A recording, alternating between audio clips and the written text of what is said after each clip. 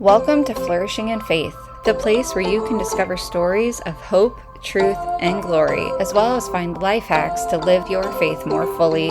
Hi, I'm Julie, a daughter of God, certified professional life coach, wife, and mother of four.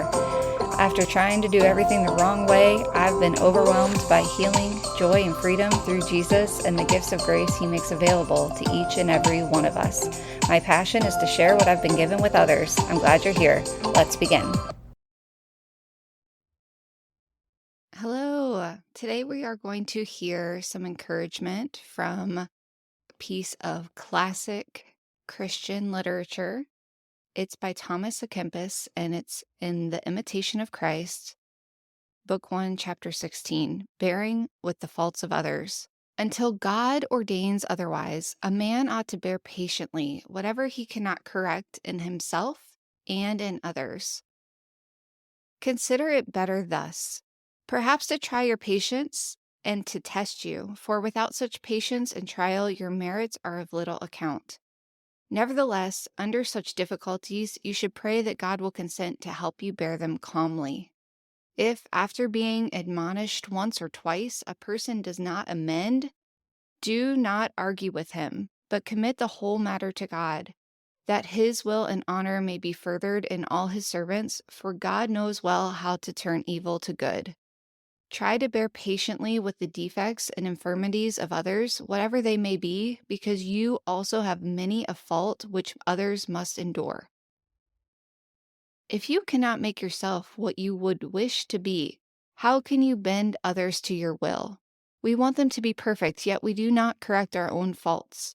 We wish them to be severely corrected, yet we do not correct ourselves. Their great liberty displeases us, yet we would not be denied what we ask. We would have them bound by laws, yet we will allow ourselves to be restrained in nothing. Hence it is clear how seldom we think of others as we do of ourselves. If all were perfect, what should we have to suffer from others for God's sake? But God has so ordained that we may learn to bear with one another's burdens, for there is no man without fault, no man without burden, no man sufficient to himself nor wise enough. Hence we must support one another, console one another, mutually help, counsel, and advise, for the measure of every man's virtue is best revealed in times of adversity. Adversity that does not weaken a man, but rather shows what he is. Okay, so when we encounter things that really steal our peace in another person, if we've tried to talk to that person about our concerns once or twice, then we need to be like Elsa and let it go. Pray that God will help us to bear those things calmly and with peace. And I speak about this as someone who used to worry and obsess over other people's lives, other people's decisions, other people's problems more than they would. I actually thought it was loving if I worried constantly about my loved ones. And then I realized that Jesus said He will prune every branch in us that does not bear good fruit if we remain in Him. And what was that good fruit? Galatians 5 spells it out for us. And on this podcast, I talk about it a lot because it's so helpful to me. And the good fruit we want to see in every area of our lives is that love, that joy, peace, patience, kindness, goodness, faithfulness, gentleness, and self-control. And so if we are in a relationship and that is not the fruit, then we need to start praying into that.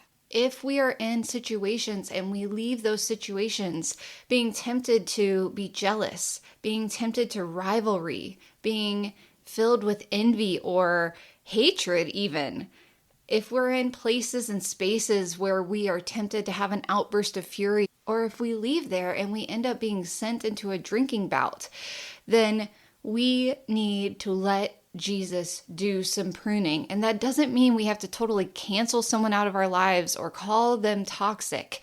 We probably need to cancel and realize the toxic things that we are doing and the way we approach those situations. How close can you stand to someone without spending the rest of your day having to put yourself back together? What responsibilities, duties, work, or improvements in your own life are you ignoring And what things in our own lives are we not doing when we spend our time obsessing over other people's problems? Chances are we are not perfect. Chances are our lives are not in perfect order. And so we need to start there. It's a loving thing to try to talk to someone when we see a concern.